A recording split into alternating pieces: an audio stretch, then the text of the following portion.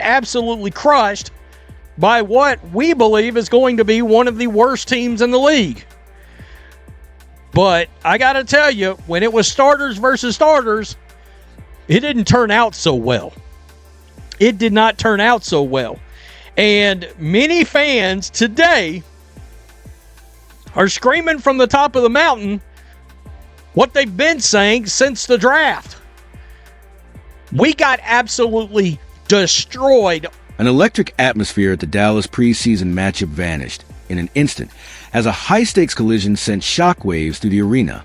While fans packed the stands to witness the relentless energy and playmaking dominance of Caitlin Clark, the festive momentum hit a wall when she was sent crashing to the hardwood following a high-impact drive toward the basket. The silence was deafening as players froze and the crowd watched in stunned disbelief, shifting the focus from a fast-paced game to the immediate health of the league's biggest magnet for attention. While the broadcast looped the footage of the contact involving Lana Smith, the narrative rapidly pivoted from a sporting contest to a fierce online battleground over players' safety and physical targeting. This wasn't just a routine basketball play. It was a flashpoint that ignited immediate controversy, forcing everyone to question whether the game's brightest star is being subjected to an unnecessary level of punishment. As slow-motion clips dominated social media feeds, the discussion evolved into a heated interrogation of the league's physical culture, leaving one haunting question hanging over the entire basketball world. Not missing on this post. If you can't find some rebounds, there won't be many wins this season. I mean, yeah, totally outcoached. White absolutely sucks, and the moron owner's keeper, and the loser cocks around. This was embarrassing loss and proved how bad a coach White is. Boy, I got to tell you. Time is great, and tonight, we urged them to sign Passat, plus also the mess that the Three Stooges made at the draft by getting midgets. People are pissed. Maybe, just maybe, you can get rid of some of the mini point guards you have and get a effing big.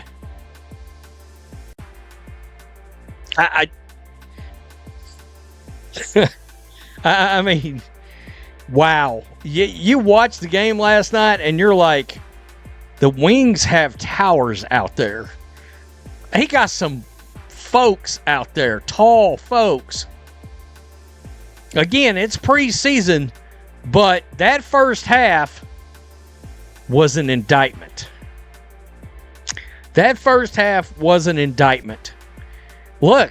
The recurring question of why Caitlin Clark continues to be a target for such high-impact contact ignited like wildfire, fueling a fan base that has become fiercely protective of its marquee star. As trainers swarmed the court and teammates stood paralyzed by the gravity of the moment, the arena's suffocating silence mirrored a collective fear that a season-defining injury had just occurred. Though the roof nearly blew off when Clark finally stood, the tension remained razor-sharp. Her visible discomfort on the bench only served as gasoline for an internet already in mid-explosion. Accusations of systematic targeting and league-wide negligence dominated the digital landscape, pushing the game itself into the shadows as analysts grapple with the undeniable intensity of the physical gauntlet she faces. The narrative shifted from a simple preseason contest to a heated referendum on player safety and coaching responsibility, questioning if the league's rising icon is being hung out to dry. Defying the chaos, Clark's return to the hardwood transformed fear into pure, unadulterated aggression, as she tore through the defense with a level of ferocity that felt deeply personal. With every surgical assist and defiant deep shot, she didn't just reclaim the lead, she hijacked the national conversation, proving that while she may be a target, she is also a force that refuses to be broken. Rebounded 45-26, outscored 50-30 in the paint. Again. But Aaliyah Boston wasn't in there. Okay. 13 points, 8 boards. It's against the Wings. And in the first half, the game plan didn't work against the starters. Starters on starters, you still lost the game and got destroyed in the second quarter. I mean, God. It's crazy as hell. It really will. Save your money, people. White at the helm, bad coaching, not worth giving him our money to pay the front office in White. Guess what, folks? I'm going to tune you into something. The Indiana Fever better recognize something. You know what everybody has noticed? Regardless of how they cover this team, how pro Indiana Fever they are in WNBA, or how anti Stephanie White they are, blah, blah, blah, blah, blah. You know what everybody's noticed? The interest in this team is down.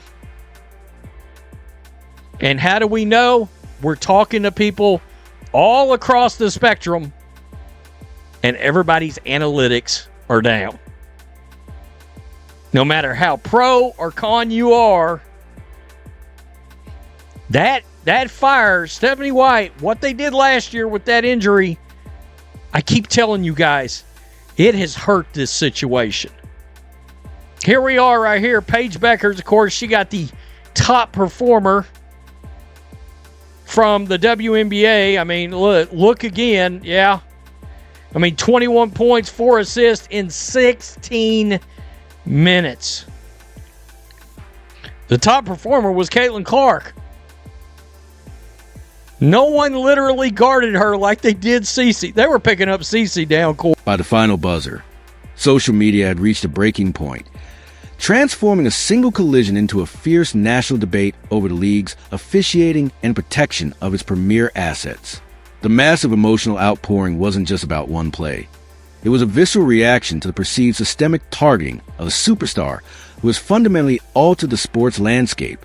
While coaching staffs attempted to downplay the intensity as standard competitive friction, their diplomatic answers were drowned out by millions of fans who had witnessed the impact in real time and demanded accountability. Clark remained the eye of the storm, maintaining a lethal composure in post-game interviews and refusing to feed the controversy. Yet her silence only amplified the roar of a public that recognizes her unprecedented importance to the future of the game. This incident proved that every second Clark spends on the floor is now high-stakes theater, where every foul is scrutinized and every fall becomes a headline. Ultimately, the Dallas matchup solidified a singular truth. Despite the crushing pressure and the escalating physicality of her opponents, Caitlin Clark's resilience is absolute. She continues to rise, and as she does, she commands the undivided attention of the entire sporting world. The recurring question of why Caitlin Clark continues to be a target for such high-impact contact ignited like wildfire, fueling a fan base that has become fiercely protective of its marquee star. As trainers swarmed the court and teammates stood paralyzed by the gravity of the moment, the arena's suffocating silence mirrored a collective fear that a season-defining injury had just occurred. Though the roof nearly blew off when Clark finally stood, the tension remained razor-sharp. Her visible discomfort on the bench only served as gasoline for an internet already in mid-explosion. Accusations of systematic targeting and league-wide negligence dominated the digital landscape, pushing the game itself into the